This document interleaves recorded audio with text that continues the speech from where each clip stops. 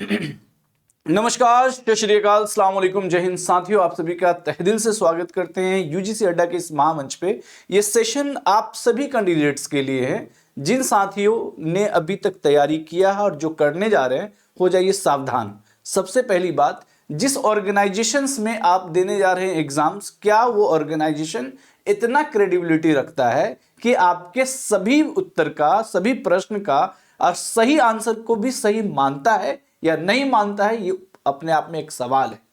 क्या जो questions drop होने वाले हैं वो ड्रॉप होते भी हैं? इन सभी मुद्दों पे आज करने वाले हम लोग चर्चा। आज बड़ा ही इंपॉर्टेंट बात है, खासतौर से इतिहास जैसे सब्जेक्ट में जो हुए हैं बच्चों के साथ खिलवाड़। चलिए जानते हैं कि क्या है एक्चुअली में और क्यों ये हो रहा है बार बार। चलिए करेंगे आज हम पूरी तरह से सवाल एनटीए से, और एनटीए के बारे में हम लोग कुछ चीज समझने की कोशिश करते हैं। मैं आप लोग को दिखा दूं कि कुछ क्वेश्चंस ऐसे थे जो चैलेंज होने वाले क्वेश्चंस, जैसे कुछ ये क्वेश्चंस है। चलिए कुछ क्वेश्चंस ये थे जो मैच इन दी फॉलोइंग के लेकर, कुछ क्वेश्चंस ये है। चलिए इस तरह के क्वेश्चंस पे नहीं भी बात करेंगे तो आगे चलते हैं। और भी कुछ क्वेश्चंस थे, जैसे ये क्वेश्चंस थे, ठीक है, ऑर्डर्स को लेके। चलिए ये क्वेश्चंस तो ड्रॉप होने वाले थे। चलिए और भी कई क्वेश्चंस दिखा देता हूं।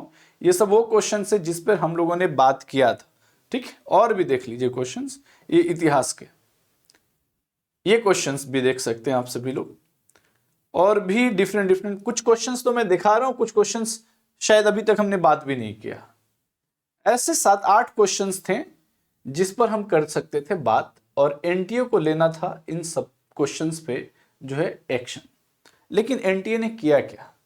एनटीए ने दे दिया रिजल्ट, जैसा कि यूजीसी सीएसआईआर वाले स्टूडेंट्स के साथ भी हुआ था। क्या हुआ था?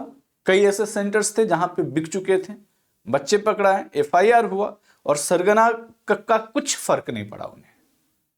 फिर भी रिजल्ट जारी कर दिया गया। रिजल्ट कट ऑफ तो आप सभी को पता था कि सीएसआईआर के साथ क्या हुआ।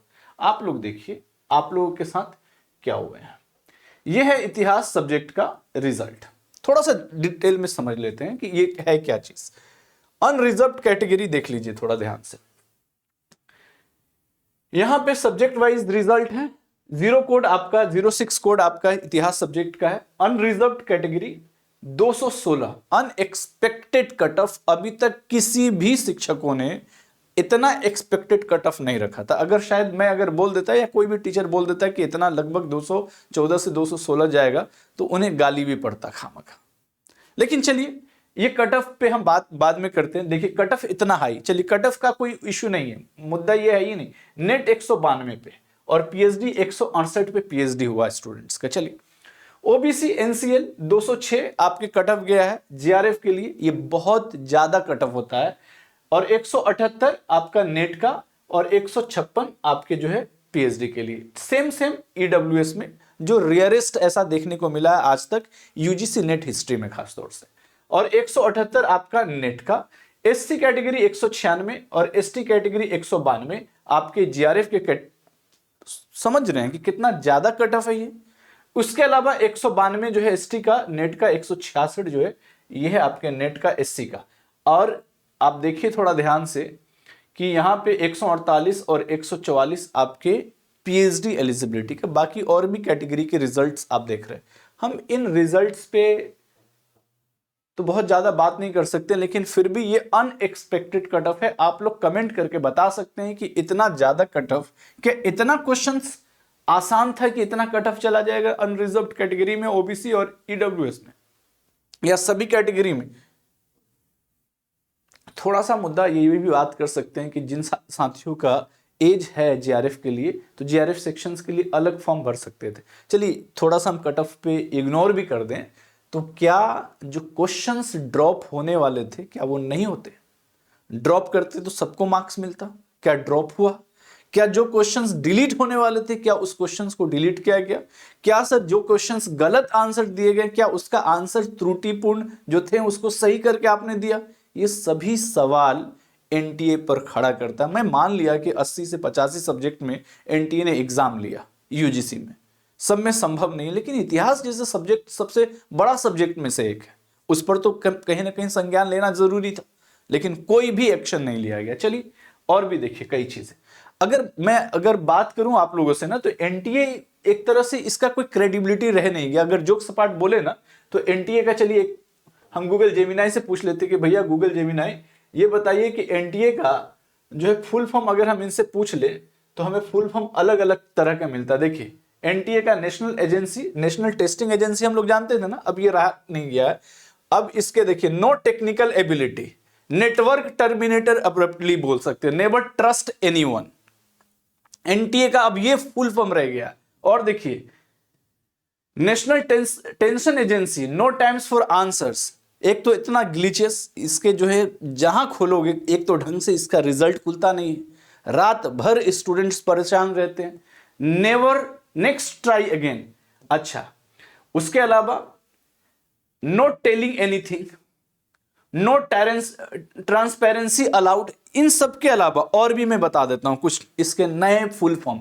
एनटीए का नया full form, NTA national testing agency नहीं रह गया, नेशनल ट्रामा एजेंसी बन गया, ट्रॉमा एजेंसी। दूसरा सुनिए एनटीए का, नई टेंशन ऑलवेज। नेक्स्ट है और भी बहुत तरह से, नहीं तेरा एडमिशन लेंगे, इस तरह से भी जो है टेंशन जो है एनटीए का फुल फॉर्म रह गया। भाई क्या है, आज जाइए पूछने तो सही ढंग से बात तक नहीं करते हैं। तो भैया आज आप सभी को करना है हल्ला बोल, और ये मुद्दा कहीं ना कहीं पहुंचना चाहिए सरकार के सामने कि सर एक बात बताइए, स्टूडेंट रात दिन, शिक्षक रात दिन मेहनत करते हैं, और यूजीसी नेट का कोई एग्जाम तैयारी करना आसान नहीं है। 6-6 महीना बच्चे, स्टूडेंट्स, टीचर्स सब लग के दम लगातार मेहनत करने के बाद जब आप उनके रिजल्ट के साथ खिलवाड़ कर देते हैं, उन बच्चों के साथ होता है अन्याय। तो साथियों आज चाहे आप किसी भी विषय के हैं, अगर आज आप खड़े नहीं होते हैं तो कल होके आपके साथ कोई खड़ा होने वाला नहीं होगा। तो साथियों एकजुटता बनाएं और इस सेशंस को जितना ज्यादा से ज्यादा हो ये शेयर करें अपने साथियों के साथ, और पहुंचिए एनटीए का ऑफिस। रही बात एनटीए का ऑफिस आज 1 बजे, आप सभी लोग, आज ही बात होगा, आज ही सवाल होंगे, बोले हमारे अदालत में जो ये वाला डायलॉग सुने ना, आज ही पहुंचिए। अगर इर्द गिर्द के अगर स्टूडेंट है, आज और कल 2 दिन धरना रखी जाएगी, आज 1 तारीख 1 बजे और कल जो है 12 बजे। तो साथियों आप सभी को एनटीए का ऑफिस दिखाते हैं। चलिए, एनटीए का ऑफिस दिल्ली में है, वही ओखला के पास में पड़ता है, जो जामिया से पहले वाला जो है एनएसआईसी, उसी जगह पे देख लीजिए। ये जगह है, आप first floor NSIC building, Okhla industrial estate, new Delhi. और यहां पे आप जाकर जो है बात कर सकते हैं, जाकर प्रोटेस्ट की जरूरत नहीं है, जाकर बात करें कि सर हमारे रिजल्ट्स में ये क्वेश्चंस ड्रॉप क्यों नहीं हुए। आप सवाल करेंगे और ऑर्गेनाइजेशन का काम है जवाब देने का। जब तक जवाब नहीं दिया जाएगा तब तक आप हटिएगा नहीं वहां से।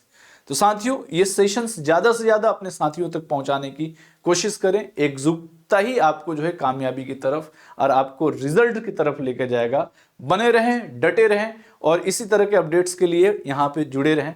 ऑल द बेस्ट, हम आपके साथ हैं। गुड लक, जय हिंद, जय भारत।